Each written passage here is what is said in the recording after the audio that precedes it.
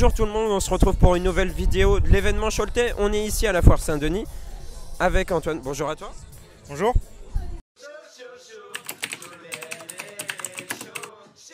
Alors, déjà on est ici pour un événement particulier puisque c'est le début de la foire aujourd'hui.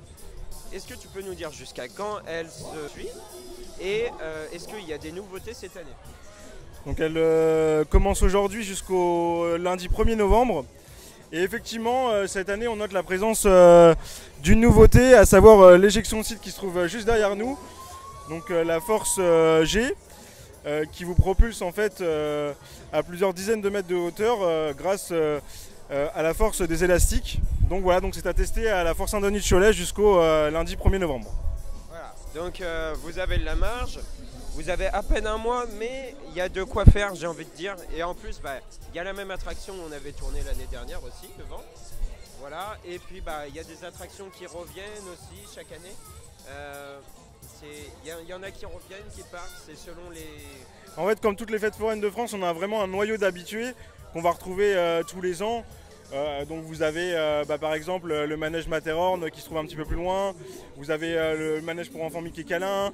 Voilà, vous avez la chenille, les autotamponneuses, c'est vraiment des inconditionnels qu'on va retrouver un petit peu tous les ans. Et là, depuis l'année dernière, on a réussi donc à faire venir des nouveautés. Donc on retrouve le Freak-Out qui est là depuis maintenant 2 ans. Là, cette année, on a l'éjection. Donc voilà, on essaie d'avoir un panel d'attractions qui permettent à l'ensemble de la famille de se divertir donc avec des manèges adaptés finalement à différentes tranches d'âge. Et donc l'objectif c'était pour nous de faire venir des attractions à sensations qui manquaient un petit peu sur la foire de la Saint-Denis, comparé à celle du carnaval où on a davantage d'attractions de ce type là. Et l'objectif est rempli depuis 2 ans finalement avec la venue de ce manège de ce type. Voilà. D'accord, parce que bon, il y a effectivement, comme tu nous l'as dit, les manèges traditionnels, mais il faut aussi un petit peu des manèges à sensations fortes. Et puis ce qui permet peut-être d'amener plus de monde. Bien sûr, on va pas se mentir, ce sont des manèges ou des métiers, comme on dit dans le jargon forain, qui attirent du public, même pas forcément du public qui monte dedans, mais en tout cas pour regarder, etc. C'est des attractions qui parfois permettent effectivement de faire stationner du public figé devant. Voilà. Et puis on va pas parler que des manèges, mais on va aussi parler des stands, puisque la fête foraine c'est un ensemble d'attractions. Et on va pas oublier de citer tous les forains qui ont des stands, et les stands sont aussi multiples. Hein. Ça va de la traditionnelle pêche à la ligne à la confiserie foraine, avec bien sûr les churros, les croustillons, les pommes d'amour, etc. Et puis en passant par les machines à sous, ou cascades comme on dit aussi dans le jargon, les crève-ballons, tir à la carabine, etc. Donc c'est vraiment un ensemble d'attractions, puisque la fête foraine c'est vraiment un événement populaire. Et on retrouve finalement des personnes qui ne sont pas forcément aussi amateurs de manège, de sensations, mais qui vont plutôt venir pour se balader, pour manger un cornet de chichi, ou aussi pour jouer. Voilà, il y a des personnes qui font partie de notre public qui sont finalement des joueurs plutôt que des amateurs de sensations. Voilà, si je peux dire. Oui, donc il en faut pour tous les goûts, mais il y en a pour tous les goûts aussi. Adapté à la fois à la famille, aux jeunes. Et peut-être que vous avez aussi des moins jeunes des fois qui viennent, parce qu'on pense aux familles et aux jeunes, mais peut-être que... Bien sûr, ça arrive régulièrement qu'on voit des grands-parents amener leurs petits-enfants, donc bien sûr, on est vraiment sur un événement de type intergénérationnel. Et je trouve que c'est ça aussi qui fait la beauté finalement de la fête foraine, c'est la possibilité déjà de rentrer dans un événement gratuitement, puisque l'entrée de la fête foraine, rappelons-le, elle est gratuite, on paye les accès aux attractions. D'ailleurs à ce sujet-là, je précise que pour accéder à la fête foraine, le pass sanitaire n'est pas requis, il est uniquement requis pour accéder aux attractions pour les personnes de plus de 12 ans et 2 mois conformément à la législation française en place. Voilà. Alors donc du coup moi il y a une autre question qui me vient à l'esprit. Comment toi tu vois à l'avenir un petit peu la foire Saint-Denis à Cholet?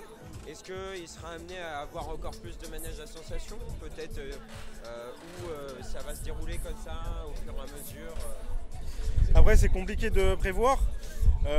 Déjà on a vu que une situation sanitaire ça pouvait impliquer pas mal d'impact sur le milieu des fêtes foraines. Et puis aussi ce qu'il faut prendre en compte ici sur Cholet, c'est qu'il va y avoir des travaux l'année prochaine qui vont nécessiter finalement de revoir un peu le plan d'installation de la foire. Donc plus de manèges je pense pas, après on va essayer de conserver en tout cas des attractions principales, majeures, qui permettent aussi d'attirer le public finalement sur la foire. Voilà. D'accord. Et toi, on n'a pas précisé, mais ton rôle, c'est d'être community manager de la page Facebook et de la page Instagram de la Foire Saint-Denis. Toi, c'est vraiment un rôle qui te tient à cœur? Oui, puisque finalement, c'est moi qui ai lancé ces réseaux sociaux-là, donc depuis 2017 maintenant. Et effectivement, on voit qu'il y a quand même une dynamique derrière ces réseaux sociaux-là. On a réussi à faire aussi rentrer des partenaires privés à côté, qui s'associent en fait dans le cadre de la fête foraine. Et là, cette année, il y a aussi des nouveautés, puisqu'on parlait de nouveautés en termes d'attraction, mais là, tout à l'heure, il va y avoir une parade d'ouverture avec la Toys Parade. Et puis, il y a diverses animations qui vont s'échelonner en fait tout au long du calendrier de la foire, et notamment demain, le retour de la brocante, qui avait aussi été annulé l'an dernier pour raison de Covid-19. Donc en fait, on est vraiment sur un événement qui a une dynamique. Alors on n'est pas par exemple sur la dynamique, je pourrais comparer la Foire Saint-Martin-d'Angers, puisque je m'occupe également des réseaux sociaux pour cet événement-là. Bon là forcément on est sur un nombre d'abonnés et de communautés sur les réseaux qui sont beaucoup plus importantes.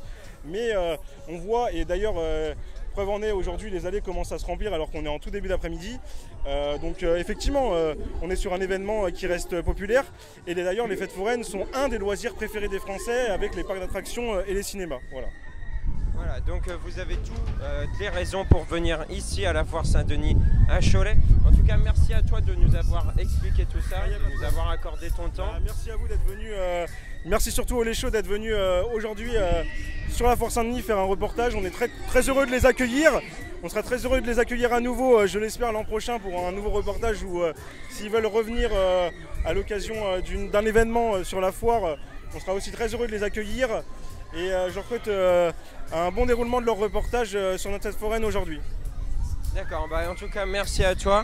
Et puis vous allez pouvoir voir toutes les petites images là en vidéo, toutes les nouvelles attractions, tout ce qui se passe, voilà, les cris, les pleurs, les joies, tout ce que vous voulez. On se retrouve pour une prochaine vidéo très bientôt. C'était Antoine. Allez, salut.